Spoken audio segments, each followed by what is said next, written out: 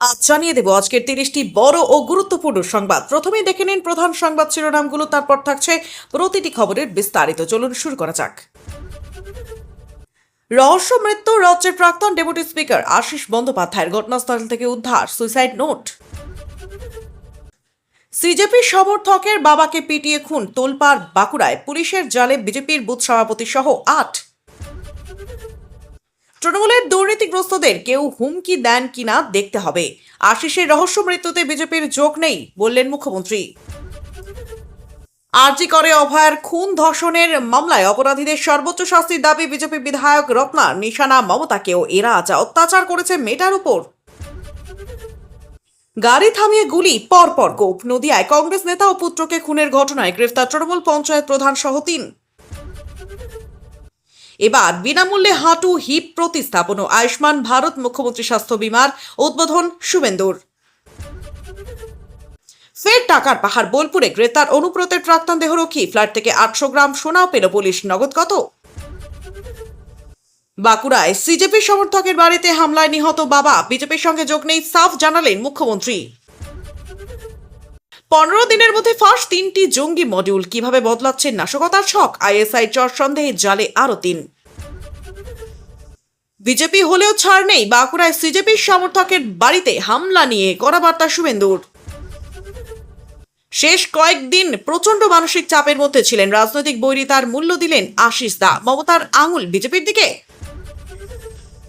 প্রাক্তন মন্ত্রী আশিস আত্মঘাতী কি? নিশ্চিত নন মন্ত্রী অগ্নিমিত্রা। আত্মহত্যা হলেও তা প্ররোচনার ফল বলে মনে করছেন কুণাল।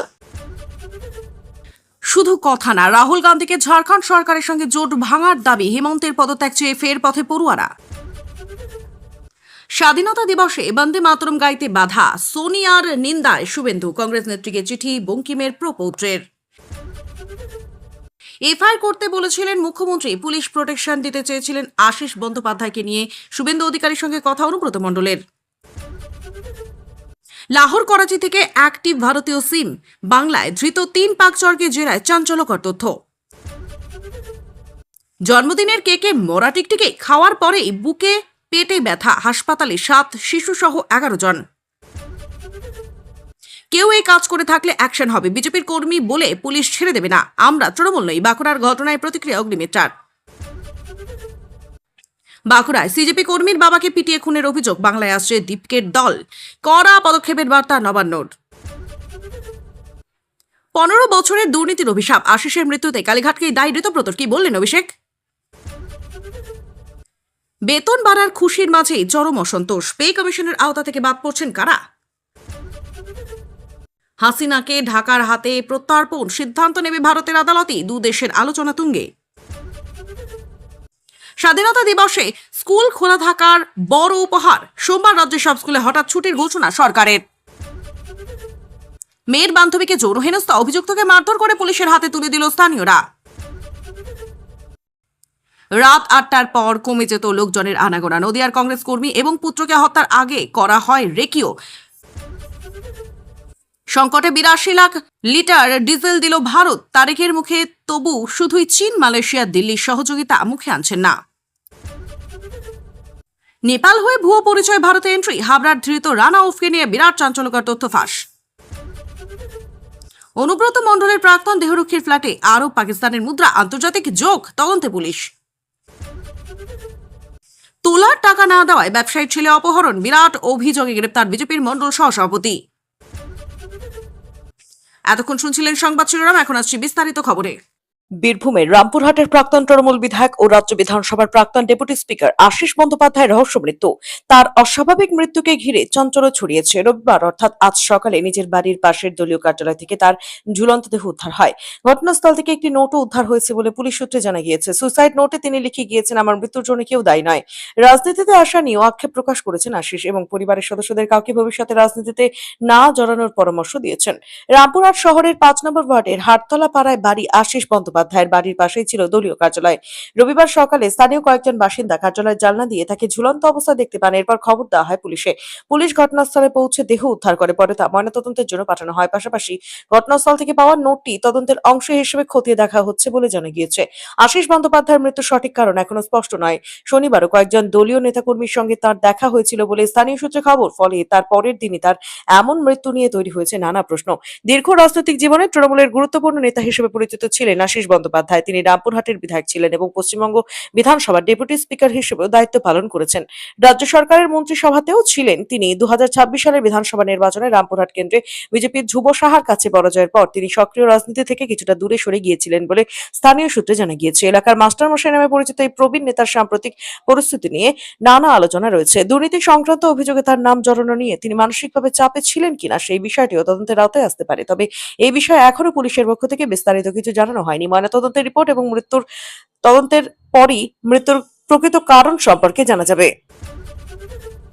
বাঁকুড়ার ইন্দাস থানার করিসুন্ডা গ্রামে রাজনৈতিক হানাহানির জেরে ঘটে গেল এক মর্মান্তিক এবং চাঞ্চল্যকর হত্যাকাণ্ড। ককরোচ জনতা পার্টির এক কর্মীর বাবাকে বেধড়ক পিটিয়ে খুনের ঘটনায় তীব্র চাঞ্চল্য ছড়িয়েছে গোটা এলাকায়। মৃত শেখ মোহাম্মদ মাফিকের স্ত্রী হাসিনা বেগম আজ দুপুরে ইন্দাস থানায় উপস্থিত হয়ে 5 জনের নাম সহ মোট 10 থেকে 15 জন অজ্ঞাত পরিচয় হামলাকারীর বিরুদ্ধে লিখিত অভিযোগ দায়ের করেছেন। অভিযোগ মেলার পরই নড়েচড়ে বসে পুলিশ। ঘটনার জড়িত থাকার অভিযোগে স্থানীয় এক বিজেপি নেতা তথা বুথ সভাপতি অষ্টম মাঝি সহ মোট 8 জনকে গ্রেফতার করে বিষ্ণুপুর মহকুমা আদালতে পেশ করা হয়েছে। ঘটনার সূত্রপাত গত 13ই আগস্ট। জানা গিয়েছে গত 19শে জুলাই দিল্লিতে ককরোচ জনতা পার্টির কর্মসূচিতে যোগ দিয়েছিলেন করিসুন্ডা গ্রামের বাসিন্দা শেখ আব্দুল হাফিজ। দিল্লি থেকে ফেরার পর সংগঠনের নির্দেশে গত 13ই আগস্ট তিনি এলাকার করিসুন্ডা পশ্চিমপাড়া প্রাথমিক বিদ্যালয়ে পঠন পাঠনের পরিস্থিতি খতিয়ে দেখতে যান। অভিযোগ, বিদ্যালয়ের প্রধান শিক্ষক কাশীনাথ দে তাকে একদিন পর আসতে বলে স্থানীয় বিজেপি কর্মীদের উস্কে দেন। পরিবারের দাবি, ওই দিন রাতে একদল দুষ্কৃতী লাঠি, রড এবং শাবল নিয়ে শেখ আব্দুল হাফিজের বাড়িতে হামলা চালায়। প্রাণ বাঁচাতে হাফিজ ঘরের ভেতরে ঢুকে গেলেও আক্রমণের মুখে পড়েন তার বৃদ্ধ বাবা শেখ মোহাম্মদ মাফিক। দুষ্কৃতীরা তাকে রড এবং লাঠি দিয়ে বেধড়ক মারধর করে রক্তাক্ত অবস্থায় ফেলে রেখে পালিয়ে যায়। পরে ইন্দাস থানার পুলিশ গিয়ে গুরুতর আহত অবস্থায় বৃদ্ধকে উদ্ধার করে ইন্দাস ব্লক প্রাথমিক স্বাস্থ্য কেন্দ্রে ভর্তি করে। শারীরিক অবস্থার চরম অবনতি হওয়ায় গত 15ই আগস্ট তাকে বর্ধমান মেডিকেল কলেজ ও হাসপাতালে স্থানান্তরিত করা হয়। সেখানে চিকিৎসাধীন অবস্থায় গতকাল রাতে তার মৃত্যু হয়। মৃত্যুর খবর ছড়িয়ে পড়তেই ক্ষোভে ফেটে পড়েন স্থানীয় বাসিন্দারা। পুলিশ ঘটনার প্রাথমিক তদন্তে নেমে 8 জনকে আটক করেছিল। মৃতের স্ত্রী হাসিনা বেগম লিখিত অভিযোগ দায়ের করার পর সেই 8 জনকেই আনুষ্ঠানিকভাবে গ্রেপ্তার করা হয়। ধৃতদের বিরুদ্ধে খুনের মামলা রুজু করা হয়েছে। মৃতের পরিবারের স্পষ্ট দাবি, হামলাকারীরা সকলেই এলাকার সক্রিয় বিজেপি কর্মী এবং তাদের কঠোর শাস্তি এবং ফাঁসি দিতে হবে। এই নৃশংস ঘটনার পেছনে আর কেউ ইন্ধন জুগিয়েছিল কিনা তা জানতে ধৃতদের পুলিশি হেফাজতে নিয়ে জেরা করার প্রক্রিয়া শুরু হয়েছে। রবিবার সাত সকালে রামপুরহাটে বাড়ি লাগোয়া দলীয় কার্যালয় থেকে রামপুরহাটের 5 বারের প্রাক্তন বিধায়ক আশিস বন্দ্যোপাধ্যায়ের ঝুলন্ত দেহ উদ্ধার হয়। পাওয়া যায় একটি চিঠিও, যেটি সুইসাইড নোট বলে মনে করা হচ্ছে। রাজ্যের প্রাক্তন মন্ত্রী আশিস বন্দ্যোপাধ্যায়ের মৃত্যু নিয়ে মুখ খুললেন মুখ্যমন্ত্রী শুভেন্দু অধিকারী। রবিবার তিনি বলেন, পুলিশ প্রশাসনের তরফে কোনো নোটিশ দেওয়া হয়নি। রাজ্যের প্রাক্তন মন্ত্রী আশিস বন্দ্যোপাধ্যায়কে তার দাবি, তৃণমূলের প্রাক্তন বিধায়ককে বিজেপির কেউ হুমকি দেয়নি। বীরভূমের প্রবীণ রাজনীতিকের রহস্য মৃত্যুর নেপথ্যে তৃণমূলের দুর্নীতিগ্রস্তদের কেউ রয়েছেন কিনা তা তদন্ত সাপেক্ষ। রবিবার এমনই জানালেন শুভেন্দু। বিধানসভার প্রাক্তন ডেপুটি স্পিকার আশিসকে সজ্জন রাজনীতিবিদ, শিক্ষাবিদ বলে বর্ণনা করে তার অকস্মাৎ মৃত্যুতে শোক প্রকাশ করলেন মুখ্যমন্ত্রী। রবিবার সাত সকালে রামপুরহাটে বাড়ি লাগোয়া দলীয় কার্যালয় থেকে রামপুরহাটের 5 বারের প্রাক্তন বিধায়কের ঝুলন্ত দেহ উদ্ধার হয়। পাওয়া যায় একটি চিঠিও, যেটি সুইসাইড নোট বলে মনে করা হচ্ছে। দীর্ঘ সেই চিঠিতে লেখা রয়েছে, পরিবারের কেউ যেন রাজনীতির আঙিনায় না আসেন আর নিজে দীর্ঘ রাজনৈতিক জীবনে কোনো দুর্নীতিতে যুক্ত হননি। চিঠির শেষ লেখা, আমার মৃত্যুর জন্য কেউ দায়ী নয়। এই মৃত্যুর নেপথ্যে বিজেপির অপপ্রচারকে দায়ী করেছেন কালীঘাট তৃণমূলের সর্বভারতীয় সাধারণ সম্পাদক তথা সাংসদ অভিষেক বন্দ্যোপাধ্যায়। কালীঘাট তৃণমূলের বিধায়ক কুণাল ঘোষ বলেছেন, দোষ প্রমাণ হওয়ার আগেই কাউকে অপবাদ দেওয়া, কলঙ্কিত করা এবং সামাজিকভাবে অপদস্থ করার প্রবণতা চালু করেছে বিজেপি। আশিসের মৃত্যুর ঘটনা তারই পরিণাম। মুখ্যমন্ত্রী শুভেন্দু এই সমস্ত অভিযোগ উড়িয়ে দিয়েছেন। নবান্নের সাংবাদিক বৈঠকে আশিসের অকস্মাৎ মৃত্যুতে শোক প্রকাশ করে তিনি বলেন, খুবই দুঃখের খবরটা শোনার পর মর্মাহত হয়েছি। আমরা যারা তার সঙ্গে কাজ করেছি 2006 সালে, যে গুটি কয়েক এমএলএ ছিলেন তার মধ্যে উনি একজন, আমিও ছিলাম। যা হয়েছে বেদনার। পুলিশ জেলা শাসককে যা বলার বলেছি। তারপরে মুখ্যমন্ত্রী তথা পুলিশ মন্ত্রী সন্দেহের সুরে জানিয়েছেন, তৃণমূলের দুর্নীতিগ্রস্ত কারো ফোন বা মেসেজ পেয়ে থাকতে পারে না, ব্ল্যাকমেল করা হতে পারে, সেগুলো পুলিশ দেখবে। কারণ বিধানসভা ভোটের ফলাফলের পর মমতা বন্দ্যোপাধ্যায় তৃণমূলের সঙ্গে দূরত্ব রচনা করেছিলেন আশিস। শুভেন্দুর দাবি, এখন তাকে ফাঁসানোর জন্য কোনো হুমকি দেওয়া হয়ে থাকতে পারে, এজন্য আশিসের মোবাইল পরীক্ষা করবে পুলিশ। শুভেন্দুর কথায় আমি পরিবারের পাশে থাকার কথা বলেছি। রাজ্যের ডিজিপি এবং বীরভূম জেলার এসপি কে মোবাইলগুলো দিতে বলেছি। দুর্নীতিগ্রস্তদের কেউ হয়তো বলেছে আপনার নাম বলে দেবো আমরা। মমতার তৃণমূলের দুর্নীতিগ্রস্ত নেতাদের সঙ্গে তো ওর দূরত্ব তৈরি হয়েছিল। মমতা মন্ত্রী তৃণমূল থেকে সরে এসেছিলেন। স্বাভাবিকভাবে কেউ ব্ল্যাকমেল করেছেন কিনা দেখার বিষয়। পাশাপাশি সুইসাইড নোটে বলা হচ্ছে যে চিঠিটিকে সেটা আশিসেরই লেখা কিনা পরীক্ষা করা হচ্ছে। এই চিঠি ফরেনসিক পরীক্ষায় পাঠানো হবে বলে জানান মুখ্যমন্ত্রী। রাজ্যের প্রাক্তন মন্ত্রীর অপমৃত্যু নিয়ে শুভেন্দু এও বলেন, এদের কেউ দুর্নীতিগ্রস্ত বলবে না। শিক্ষাবিদ সজ্জন রাজনীতিবিদ তিনি। তার অনুগামীদের অনেকের বিরুদ্ধে অবশ্য অভিযোগ রয়েছে। সেই সহযোগিতার সার্টিফিকেট দিতে পারবো না। বালি মাফিয়ার দৌরাত্ম্য আছে। ভাদু, আনারুল, বকটু এর মতো ঘটনাও তো ওখানে ঘটেছে। তবে উনি সৎ মানুষ। আশিসের পরিবারের পাশে দাঁড়ানোর বার্তা দিয়েছেন মুখ্যমন্ত্রী। তিনি জানান, বোলপুরের বিধায়ক অসিত মালকে তিনি ভিডিও কল করেছিলেন। সেখান থেকে আশিসের পরিবারের সকলের সাথে কথা বলেছেন। মুখ্যমন্ত্রীর কথায় আমি জানতে চেয়েছিলাম কেউ তাকে উত্ত্যক্ত করেছিল কিনা। পরিবার থেকে এমন অভিযোগ মেলেনি, বরং বিজেপির প্রতিদ্বন্দ্বী ধ্রুব সাহা 5 বারের বিধায়ককে হারিয়ে তার বাড়ি গিয়ে প্রণাম করে এসেছেন, আশীর্বাদ চেয়েছেন। এই রাজনীতি তো গত 15 বছরে শাসনে দেখা যায়নি। অভয়ার খুন ধর্ষণের মামলায় পানিহাটির প্রাক্তন তৃণমূল বিধায়ক নির্মল ঘোষ এবং প্রাক্তন কাউন্সিলর সঞ্জীব মুখোপাধ্যায়ের বিরুদ্ধে লটারির টাকা আত্মসাতের মামলায় ধৃত পানিহাটির প্রাক্তন তৃণমূল বিধায়ক নির্মল ঘোষ এবং তোলাবাজির মামলায় গ্রেপ্তার হওয়া প্রাক্তন কাউন্সিলর সঞ্জীব মুখোপাধ্যায় দুজনকেই আরজিকর কাণ্ডেও গ্রেফতার দেখিয়েছে পুলিশ।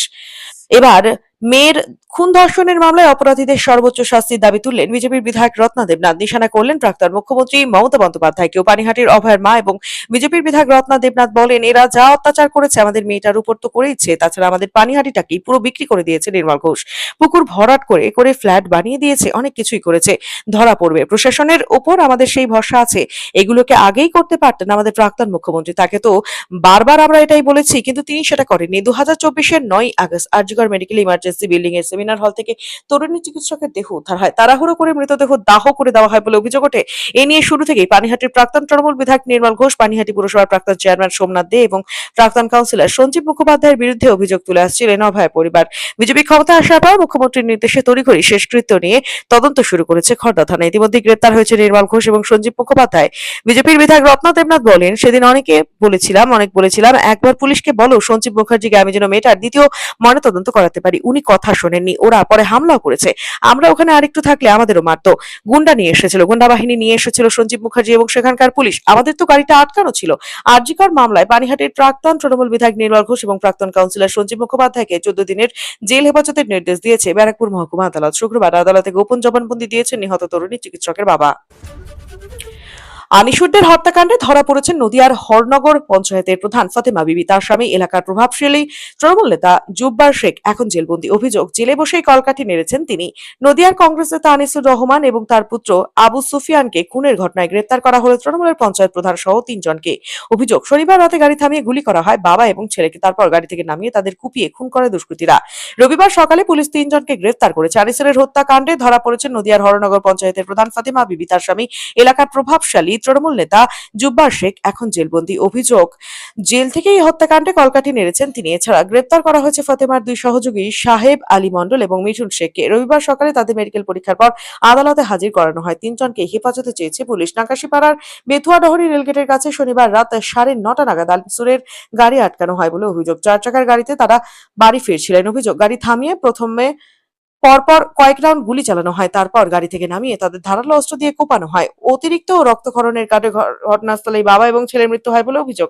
দুজনের দেহ ময়নাতদন্তের জন্য কল্যাণী এইমসে নিয়ে যাওয়ার দাবি জানায় কংগ্রেস। সেই মতো রবিবার এইমসে ময়নাতদন্ত হতে পারে। আনিসুরের পরিবারের অভিযোগ, জুব্বারের নির্দেশে এবং পরিকল্পনাতে এই হত্যাকাণ্ড সংঘটিত হয়েছে। কারণ বিধানসভা নির্বাচনে তৃণমূলের ভরাডুবির পর থেকে এলাকায় আনিসুরদের জনপ্রিয়তা ক্রমেই বাড়ছিল। জুব্বার গোষ্ঠী কোণঠাসা হয়ে পড়েছিল। আনিসুরের স্ত্রী বলেন, ওরা বাজারে গিয়েছিলেন, রাতে খবর পাই সব শেষ। এর পেছনে জুব্বারের হাত রয়েছে। নিহতের বোন রোকেয়া বলেন, জুব্বার জেলে থাকলেও বাইরে তার সাকরেদরা সক্রিয়। ঘটনা নিরপেক্ষ তদন্ত এবং দৃষ্টান্তমূলক শাস্তি চাই।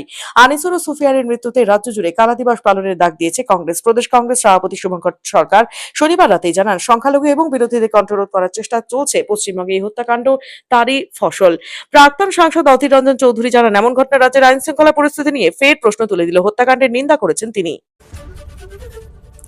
মুখ্যমন্ত্রী শুভেন্দু অধিকারীর হাত ধরে পশ্চিমবঙ্গে চালু হলো আয়ুষ্মান ভারত এবং মুখ্যমন্ত্রী স্বাস্থ্য বীমা যোজনা। এদিন নেতাজি ইন্ডোরে একটি অনুষ্ঠানের মাধ্যমে এই দুই প্রকল্পের উদ্বোধন করা হয়। শুভেন্দু জানান, এতদিন স্বাস্থ্য সাথী প্রকল্পের আওতায় অনেক রোগের চিকিৎসা হতো না, কিন্তু আয়ুষ্মান ভারত এবং মুখ্যমন্ত্রী স্বাস্থ্য বীমা যোজনার আওতায় হাঁটু এবং হিপ প্রতিস্থাপনও সম্পূর্ণ বিনামূল্যে করতে পারবেন রোগীরা। এছাড়াও তিনি জানান, মোট 1,43,00,000 পরিবার আয়ুষ্মান ভারতের সুবিধা পাবেন। যারা এই প্রকল্পের সুবিধা পাবেন না, এমন 80,00,000 পরিবার পাবেন মুখ্যমন্ত্রী স্বাস্থ্য বীমা যোজনার সুবিধা।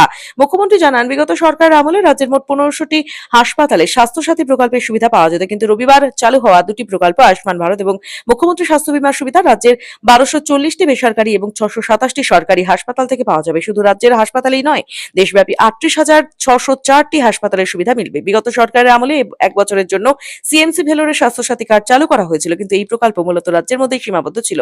তবে আয়ুষ্মান ভারত এবং মুখ্যমন্ত্রী স্বাস্থ্য বীমা যোজনার সুবিধা দেশের সর্বত্র পাওয়া যাবে। এদিনের অনুষ্ঠানে রামকৃষ্ণ মিশন পরিচালিত বেসরকারি হাসপাতাল সহ বিভিন্ন নার্সিংহোম কর্তৃপক্ষ উপস্থিত ছিলেন। তাদের বক্তব্য বিবেচনা করা হবে বলে আশ্বাস দেন মুখ্যমন্ত্রী। তিনি এদিন জানান, বিগত সরকারের আমলে স্বাস্থ্যসাথী প্রকল্পে 1700টি রোগের চিকিৎসা দেওয়া হতো। আয়ুষ্মান এবং মুখ্যমন্ত্রী স্বাস্থ্য বীমা যোজনার আওতায় তা বাড়িয়ে 1950টি করা হয়েছে। এর মধ্যে রয়েছে হাঁটু হিপ প্রতিস্থাপনের সুবিধা। রবিবার 100টি অমৃত ফার্মেসি এবং 467টি প্রধানমন্ত্রী জনঔষধি চালুর এগ্রিমেন্টও রয়েছে। আজকের এই দিনকে আয়ুষ্মান দিবস হিসেবে বেছে নেওয়ার কারণও জানান শুভেন্দু। তিনি বলেন, আজ the great Calcutta killing day. 10,000 হিন্দুকে খুন করা হয়েছিল। আগের সরকার এদিন খেলা হবে দিবস পালন করতেন, আমরা আয়ুষ্মান দিবস হিসেবে পালন করব। তিনি আরো বলেন, আসুন সবাই মিলে আয়ুষ্মান মন্দির তৈরি করে পশ্চিমবঙ্গের মানুষকে ভালো রাখি। কলকাতার ত্রাতা গোপাল মুখোপাধ্যায়কে অন্তর থেকে প্রণাম নিবেদন করে আয়ুষ্মান দিবসের সফলতা প্রার্থনা করলাম।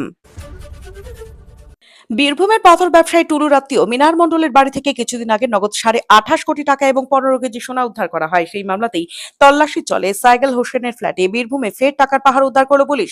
অনুব্রত মণ্ডলের প্রাক্তন দেহরক্ষী সাইগাল হোসেনের বলপুরের ফ্ল্যাট থেকে 800 গ্রাম সোনা এবং নগদ 13 লক্ষ টাকা উদ্ধার করা হয়েছে। সাইগালকে গ্রেফতারও করেছে পুলিশ। সূত্রের খবর, টুলু মণ্ডলের মামলায় তার বাড়িতে তল্লাশি চালানো হচ্ছিল। মধ্যরাতে তাকে গ্রেফতার করে থানায় নিয়ে যাওয়া হয়। সকালে তাকে সিউড়ি আদালতে হাজির করানো হয়েছিল। 7 দিনের পুলিশ হেফাজতের নির্দেশ দিয়েছেন বিচারক। বীরভূমের পাথর ব্যবসায়ী টুলুর আত্মীয় মিনার মণ্ডলের বাড়ি থেকে কিছুদিন আগে নগদ 28.5 কোটি টাকা এবং 15 কেজি সোনা উদ্ধার হয়েছে। তাকে গ্রেপ্তারের পর থেকেই টুলুর সন্ধান চলছে পুলিশ, কিন্তু তিনি এখনো ধরা পড়েননি। আড়ালে থেকেই আদালতে রক্ষা কবচের আবেদন জানিয়েছেন। সেই মামলার যোগসূত্র পেয়ে শনিবার সকালে বোলপুরের বাইপাস এলাকায় সাইগালের ফ্ল্যাটে হানা দিয়েছিল পুলিশ।